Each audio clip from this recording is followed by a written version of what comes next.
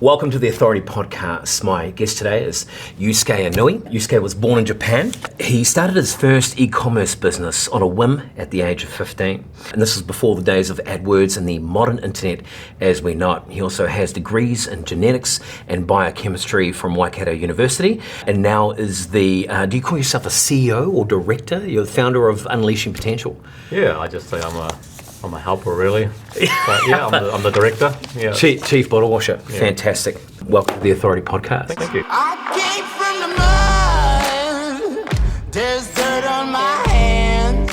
You were born in Japan. How long were you in Japan before you migrated? When I was 5 years old, from Japan to Whangarei. Your mum and your dad are Japanese, or how does that work? No, my father was Japanese. Yeah. Mum's a Kiwi from Waipu. Okay. And they met in Spain, actually, when they were young, travelling around. Oh, wow. And so, yeah, my mother ended up living in Japan for about 12 years with my father, and then had some kids, and then they decided to move back over here. Okay. So she must have been, coming from Waipu up north, there's not too many people that will travel around Spain and all the rest of it. Her interest as a young woman, was she entrepreneurial herself? I wouldn't say in terms of, she wasn't, I think, business entrepreneurial, but she was obviously a bit of an explorer. Yeah. And travelled a lot of areas around the world. And your father, he was travelling, or was he over there in Spain for work? Or? Both of them actually went and ended up in Spain, I believe, to go to art school in Barcelona. Oh, wow. Yeah, my father as well travelled a lot of the world, and they met each other in Barcelona. It sounds so romantic. Art school in Barcelona. Amazing. What was your childhood like? Where did the seeds of entrepreneurship start to sprout? Good question. To be honest, I'm not really sure. I did notice, obviously, a big difference between Japan in 1990 and Whangarei in 1990 in terms of technology and city life and all that sort of stuff. I suppose it wasn't really until I was, my teenage years that I really thought about being entrepreneurial or getting involved in business. You were just kind of like a regular kid. Yeah. Did you speak English or Japanese growing up? When I first moved over here, I didn't speak any English. Wow, I seriously? Remember my first week or so very vividly in primary school, where I couldn't communicate with anyone. So, at 5 years old, I was booted off to primary school in Whangarei. And could not speak the language? Not a word of English, no. Wow. So, that's quite amazing. Do you remember any fears or anything from there? Like, oh, gee, I'm going to learn this really quick because I feel out of place. What sort of... I definitely felt out of place. Yeah. And I probably felt that actually most of my life, because you kind of sit between two different countries and cultures and nationalities, really. But yeah, I've got some very vivid memories of first week in primary school. But not negative as such, just very, very vivid, I think, because it was just so alien. Yeah, sort of ingrained and, okay.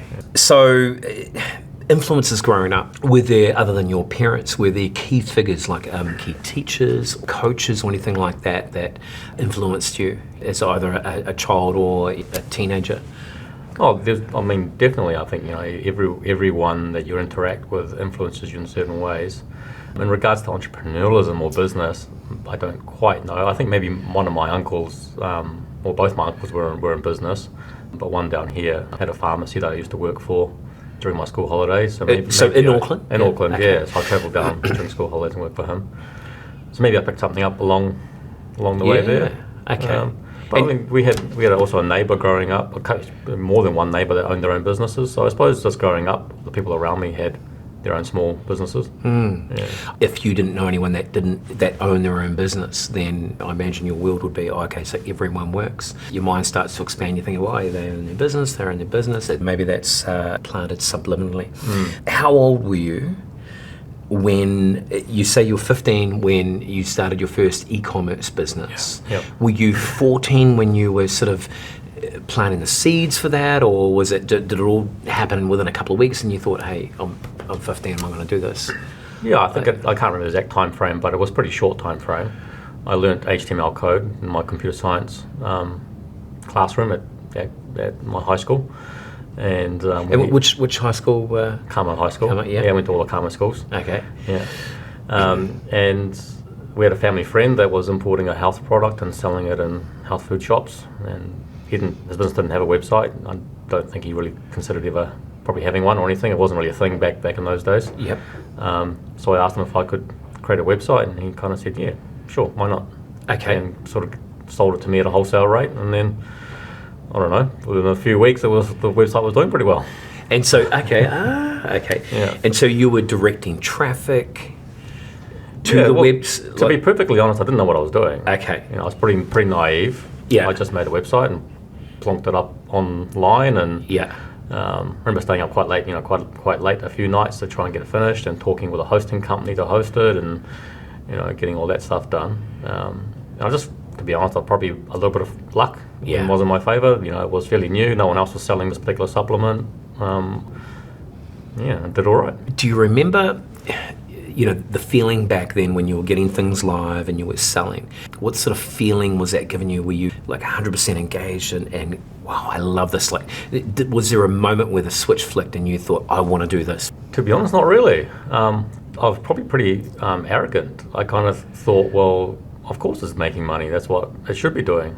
It was my first experience in a business or something that would make money, and I just kind of thought that was expected, and if you did that, it would just flow like that. So it was just a given in your Just mind. a given in my mind. Yeah. Okay. Yeah. From there, so you graduated high school Yeah. and you went to university in the Waikato. Yeah. Yeah. So, I didn't really think of the online world or e-commerce being a career path, I suppose. I wanted to do research science, so that's why I ended up studying it. But I had this e-commerce business that was there. And when I went to uni, I started more e-commerce businesses. And I think that's when I started to get much more experience and knowledge around online-based businesses and business in general. So can you paint a picture for me? Sure. So you're in Waikato University. You were flatting with students or in a dorm block? I ended up buying my own house at 17. Hang on. Yeah. It's amazing what comes out in these interviews, mate. Really? Yeah. Wow. Okay. So okay. I made a story. decision to go down to Waikato. Yeah. And the dorms in my mind were far too expensive. Yeah. And I'd made a little bit of money from this business. And you got to remember, house prices were way cheaper back then too. Yeah. So I ended up buying a fairly large house, six bedrooms. And, Wow. filled it up with other mates that were going to uni there as well, and they all paid some rent. And that covered the mortgage and Yeah, pretty much. Yeah. And and so that was you for sort of 4 years, or yeah. So I started other e-commerce businesses. One in particular did really, really badly, and that was I think the catalyst for me to try and find out, well, why did this business that was a given that I'd set up and was just making sales, and then the second one I set up just wasn't. And so I started learning much more about, back in those days, search engine optimization as a way to bring traffic to your website design, and correct sort of sales copywriting and all those kind of things. So it was the problem that made you dive deeper and find out, hey, this isn't working. That's weird because this one is, and that's what almost fueled your interest and grow your interest in that side of things. Definitely. Yeah. And I started to, while I was still studying at uni, I started to build a small reputation for myself, and other businesses were then getting my help so I was helping them around their online space, which back in the day was still really quite in its infancy. Yeah. Most small businesses didn't have websites back in those days. So what year are we talking? We're talking very early 2000s. Okay. Yeah. Okay. So you graduate. Yep. And you pivot, like you think, okay, I'm not going to go and work for this research company. I had a couple of stints in the science game, and although I love science itself, I really quickly realised that it wouldn't meet my financial aspirations in life. And I had this side gig of helping other businesses with their online stuff, and so I made the decision to jump into that, and then came up to Auckland, really. And so you would have been 23 or 24 when you moved to Auckland? I would have been 22, 23, something like that. Okay, moved to Auckland, and you started Unleashing Potential then, or not quite? I joined another company here first, and I was with them for 3 or 4 years. and then I started Unleashing Potential. Okay. Yeah. So how would you describe what you do? That's a good question. I suppose at the end of the day, we really help business owners nut out how to generate sales or sales leads, sales inquiries from their digital marketing. So that's kind of That's at the core of what we do. And how we go about that will depend on the client and their life. the numerous different numerous ways. different factors there. Were there other times in your life, either personal or professionally, where you thought, gee, this just isn't going well, you know, and what did you learn from that? It's probably a whole heap. Yeah. I mean, I've set up little side businesses here and there over the years. Some do okay, others don't, and you always learn from that experience as well. Positive experiences and, you know, perceived negative experiences to figure out what you could have done better next time or where it went wrong. Is that part, do you think, of your makeup, your personality, your DNA, where you'll look at a situation and you'll break it down analytically? Like, are you naturally I kind of think so, and I think I kind of believe that's a little bit, I suppose, unique in our space. So marketing's generally taken up by a lot of creative people. Sure, yeah. And I think I have a very science-based, analytical approach to marketing, very processed Numbers, and data, systems, yeah. data-based approach. Yeah, okay. As far as optimizing goes, and what I'm talking about now is optimizing yourself. Like, do you meditate? Do you have a morning routine? Like, you know, how do you keep yourself sane? You know, do you work out? Do you hit the gym? What works for you? I do work out and go to the gym every now and then as much as I can, but I don't know whether that keeps me sane or not. I just get on with it, I think. Yeah. I just focus on the tasks ahead. Maybe that's the analytical side. Yeah. But you just take the bigger project, break it down into little tasks and focus on those tasks. Yeah. Is there any kind of philosophy or a kind of a mindset style that you follow to keep yourself in a peak performance state or anything like that? I'm always looking at the positive, I suppose. When you come up with challenges, then, you know, again, breaking that challenge down into what is the actual challenge, and then what are the tasks that you need to do to overcome that challenge, and then just getting on with it. Okay, so it's just getting in the trenches, getting it done. Yeah. Cool. I have one question. Why did you start Unleashing Potential? And what sets it apart from other digital strategists? Why did I start Unleashing Potential? I suppose definitely a part of it was that, you know, I'd made this decision to, well, I was sort of in science and had made this decision to go from science to, you know, this little side hustle that I was doing. One aspect of that was purely just a selfish aspect, you know, I wanted to further my lifestyle and everything else. So, and I saw a gap in the market where, you know, more and more businesses were needing assistance and help and understanding in digital marketing. So that was one reason. The other reason was I also saw that a lot of other players in this market, in my opinion, were advising clients doing stuff really, really poorly. And so I thought that we had a really good point of difference in terms of the way that I do things, the way I think about things, the way I interact with our clients. I think our main thing that makes us really different is that I understand what's important to a business owner. See, what I explain to most business owners is, you know, what's the result of an AdWord campaign?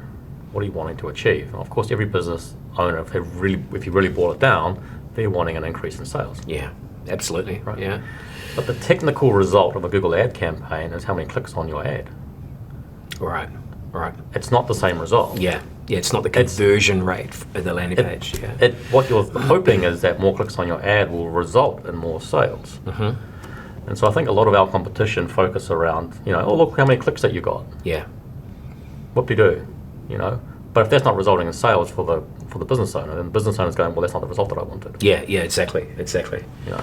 Yeah. So I think what makes us quite different is that we really look much more, like, I don't like the word holistically, but you know, that kind of view is that we look at, well, what's the strategy here behind attracting their potential customers to them, then the campaign around getting clicks, but then are those people then converting into an inquiry, is the business then doing enough what they should be doing to convert those inquiries into sales? Yeah. Are those sales worth the spend that they put on them in their marketing? What's their return on investment on that?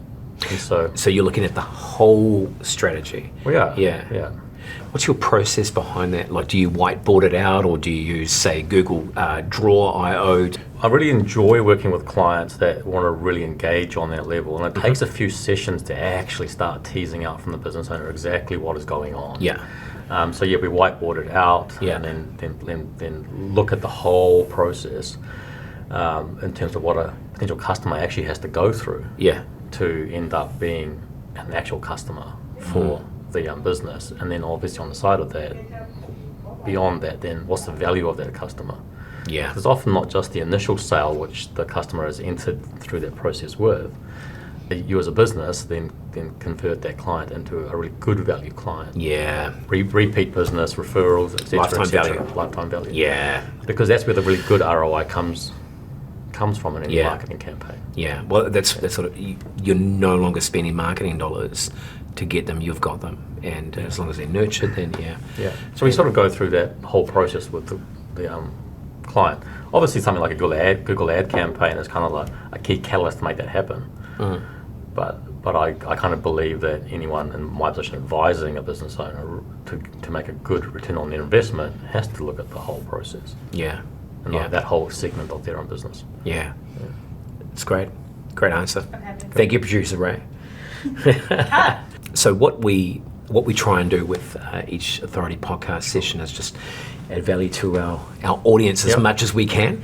A couple of tips or things they can do Yeah. that are going to help them in their digital marketing journey. Could you share some gold nuggets Yeah, with I us? mean, there's a whole bunch, but I think the biggest thing right now is if you're running an AdWord campaign, a Google Ads campaign, or a search engine optimization campaign, the biggest thing that you can do as the business owner, which the agency or the consultant like us doesn't have much power to do, is firstly set up a Google My Business account for your business.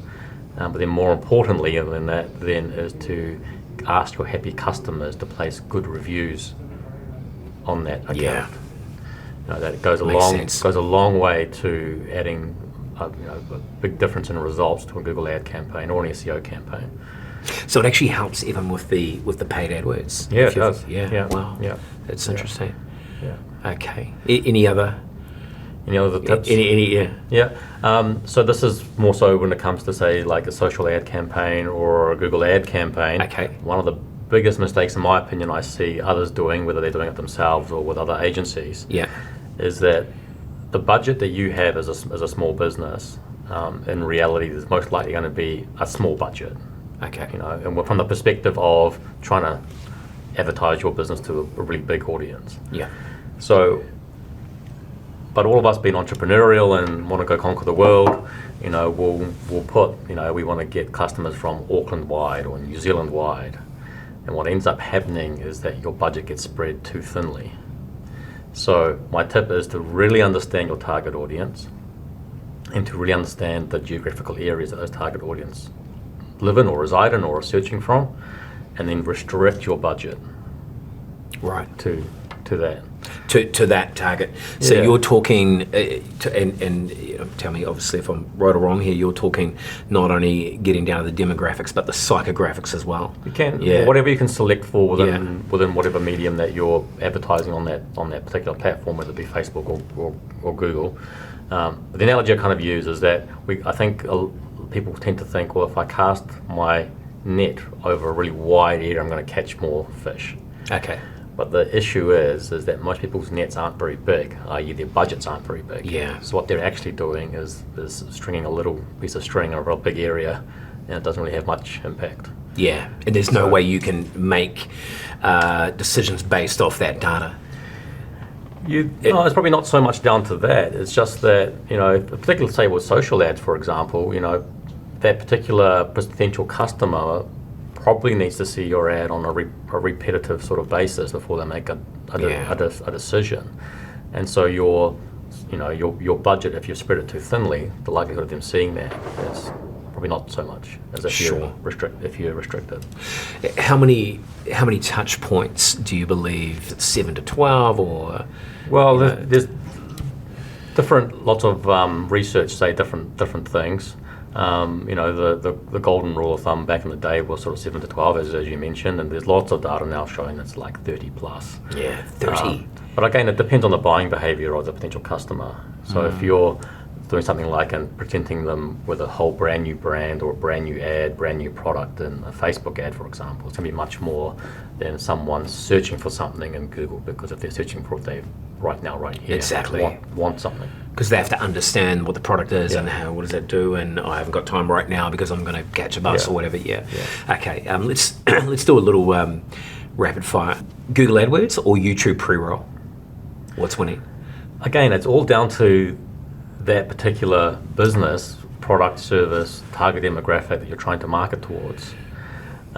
So it's a bit hard to answer that question in a real generic way. So would that be the same answer you'd give with, Facebook or Instagram? Yeah. Really? Yeah. Okay, so it's targeted. It's targeting. Details. It's who it is that you're targeting, what you're presenting, what your strategy is, and how you're getting people, your potential customers, through the marketing and sales process. Okay. Yeah. If someone wanted to reach out to you and ask you a few more questions, what's the best way to get a hold of you?